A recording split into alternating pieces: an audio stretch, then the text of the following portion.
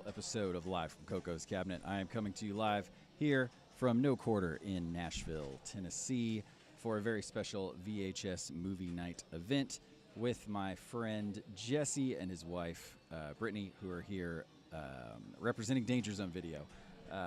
And also they have a pop-up store that they are selling their wares here tonight. So I've got a lot of fun stuff planned. We're going to do a little music and some interviews, and we're going to talk about the movie that we're screening this evening, which at this point is still a secret, and I will keep that secret until I'm allowed to share with you what film we're watching. So until then, we're going to play some music, and I will check back in with you in just a little while. And we're going to kick things off with a little New Order with Bizarre Love Triangle.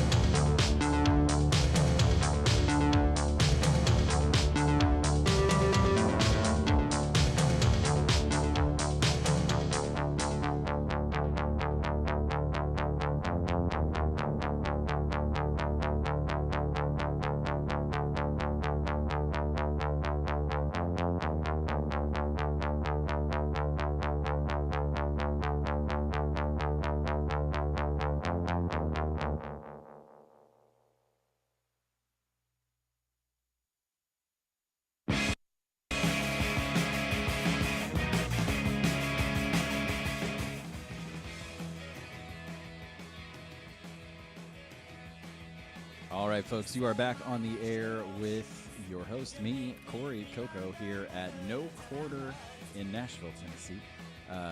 The Buzzcocks are playing behind me with Ever Fallen in Love. We are here enjoying the atmosphere, the pinball machines, and, of course, shopping with Danger Zone Videos pop-up. I purchased several things this evening. Finally secured a copy of Purple Rain on VHS, which I'm pretty thrilled about. And Amityville 1992, It's About Time, the Vinegar Syndrome Blu-ray release as well. So some pretty exciting pickups there. And we are hanging out here until our movie will be starting at about 8 o'clock.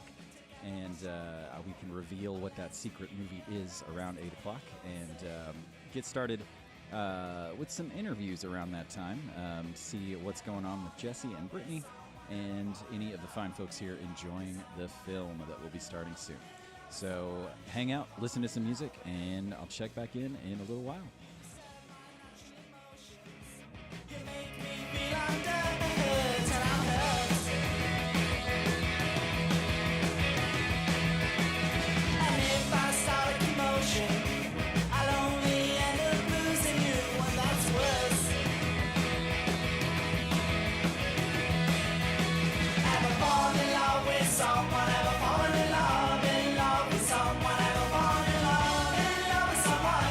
Fall in love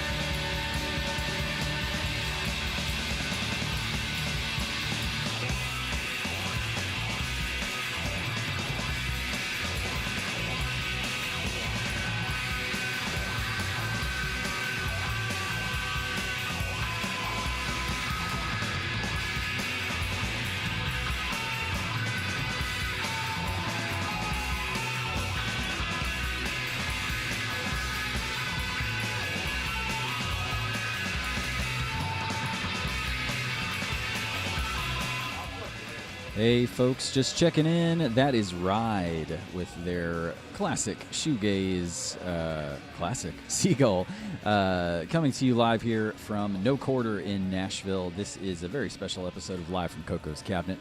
Here for VHS Movie Night, we are inching ever closer to our secret movie viewing. And I'm very excited about tonight's movie. I'm very excited to talk about tonight's movie. And I'm excited to talk with my friend Jesse and my friend Brittany, who own Danger Zone Video. And they are here tonight as well with a little tiny pop-up version of their wonderful, wonderful physical media store. So we are having fun tonight. It is going to be an exciting night. I have a wonderful playlist tonight for you full of dark wave, shoegaze, some interesting tracks from films, soundtracks, and all sorts of fun stuff here on Live from Coco's Cabinet.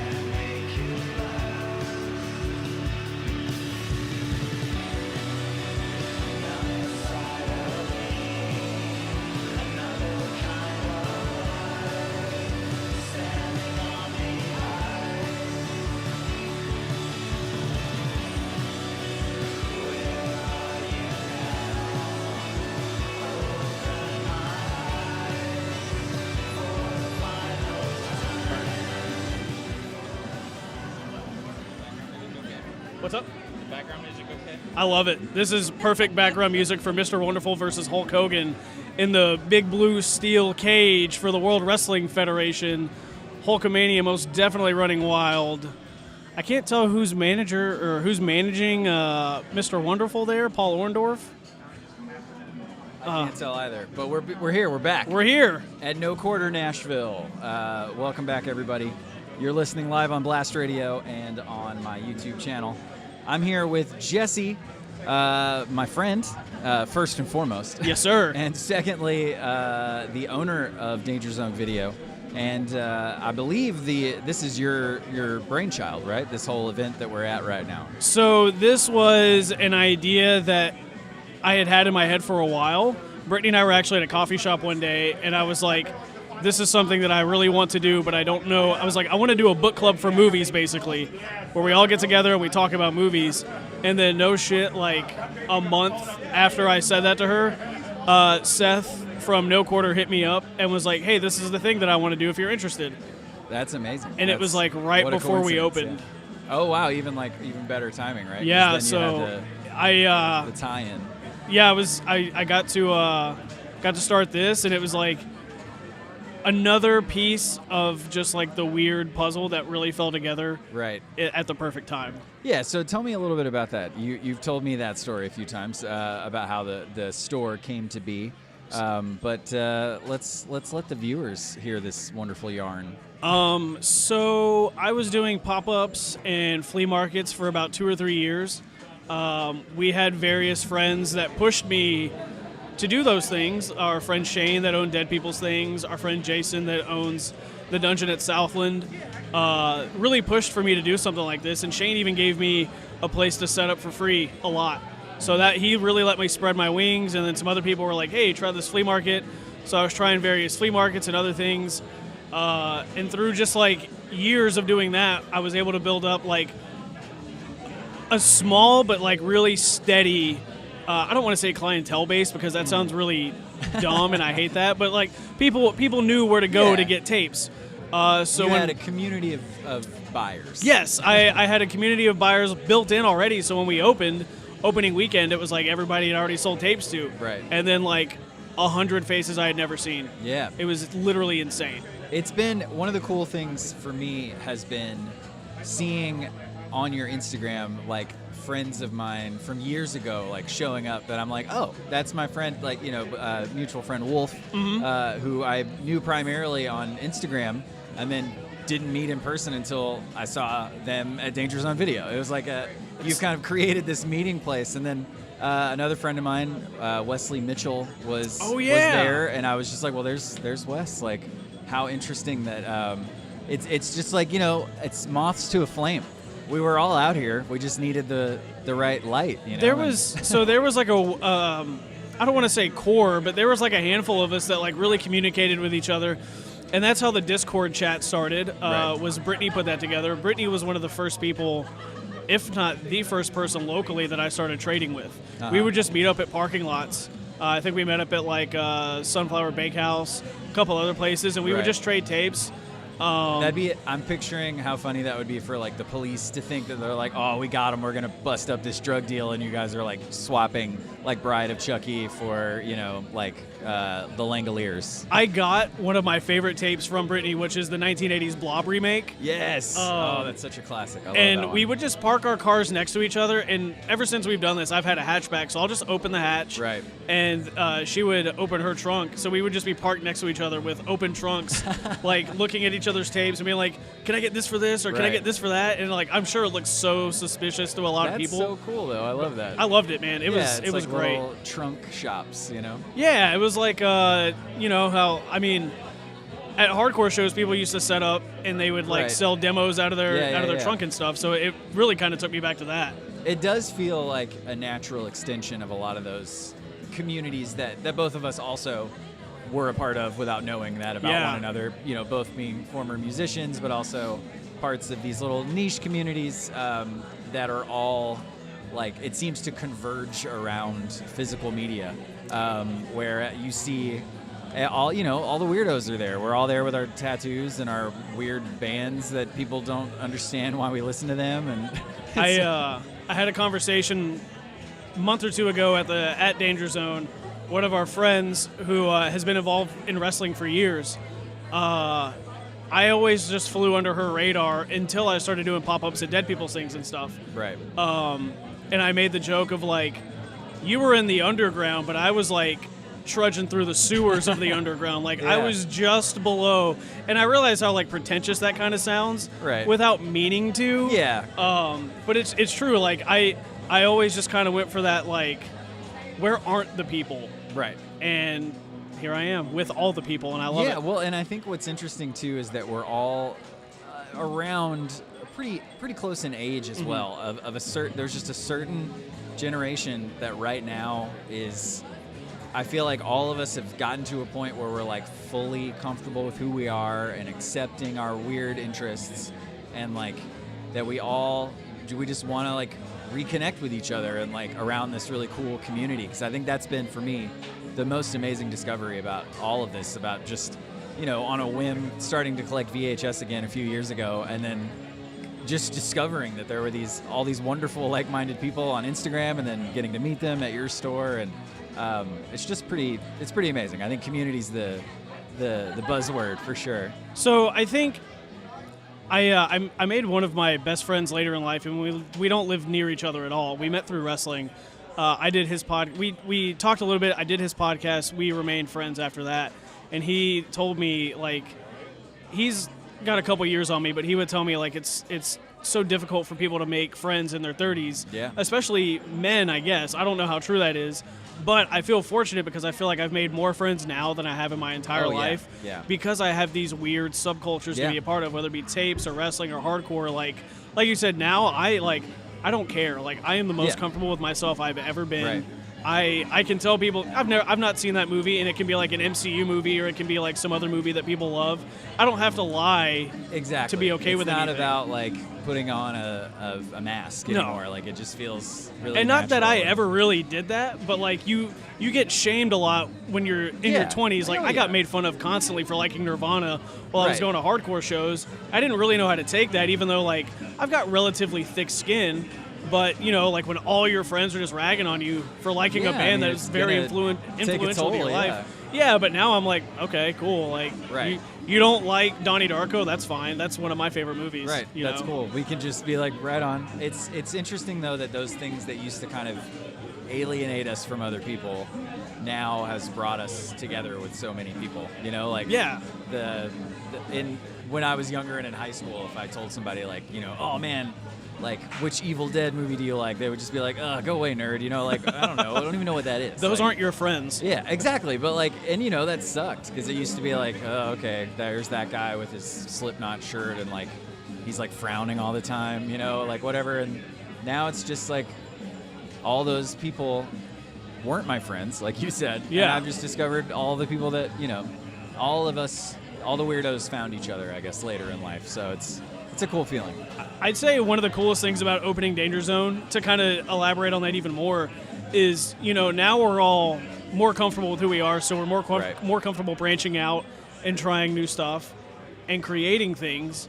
And through Danger Zone, I've been able to meet circuit benders, independent movie makers, podcasters, mixtape makers, bootleg makers, people that just want to create stuff. And, like, forget everything else. When people find something that they love and it makes them want to create, to me, that is the coolest thing in the world. Oh, yeah. I will do anything I can to nurture that. Yeah, and I think that's, like, I feel like a big part of why I've started this back up and, like, have been really aggressive about, like, I've done it every week, and it's, like, I just have that drive to, like, and it's because it's all centered around this love of physical media and all this other stuff that, you know, folds into that. And it's just great that there's a place that kind of represents all that. You know, it's like, it's a really, really cool thing, and it's hard to articulate sometimes, but it's very special, you know? Some days, you know, I have the coolest job in the world, if you ask me.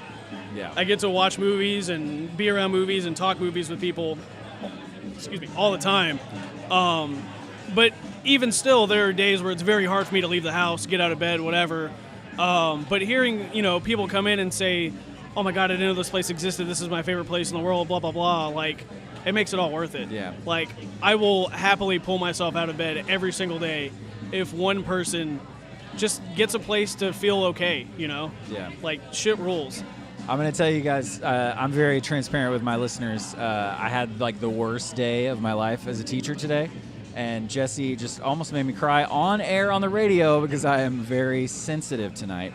But that, honestly, is just beautiful, and I think that's what it's all about, and I think we need more of that kind of stuff in the world. I never want a customer I just want people to come get the movies they want at a reasonable price and know that if the whole world sucks, hey, come hang out, watch a movie. Yeah. Talk to me about weird stuff that I might not know about. But if you, I love collections, even if I have no idea about it. So if you collect like bottle caps or keychains, Talk to you I don't know about it, anything about it, but I'm fascinated about Exactly, it. You know, yeah. like I love finding out what people like, and like I've befriended this like I'd say he's about mid-50s, older guy. I've gotten some furniture from him for the store. He's brought me tapes. Every time I go anywhere, I look for Pez dispensers because he collects them. He told me specifically what to look for. Yeah. So now I'm looking for Pez dispensers all the time for this guy. Oh, I and we've love just that. become friends, and I used to work with his son. Right. So that's how I met him. And we met up in a parking lot one day, and I bought some furniture from him. And he just started picking my brain, so I started picking his. Right. And here we are, just two complete polar opposites of the world, and we'll occasionally just text about random stuff. It's so cool, man. There's like, I think everybody can find common ground, you know, if you actually take the time to look for it. So, well, what a beautiful, uplifting way to end our chat here. So, plug everything that you've got to plug, and then I think we're getting pretty close to our secret movie showing tonight. I think we're getting there. Which we'll be excited to reveal. I'll be talking about that movie a little bit more later. And we'll also be talking to Brittany for a very special edition of Tales from the Shelf.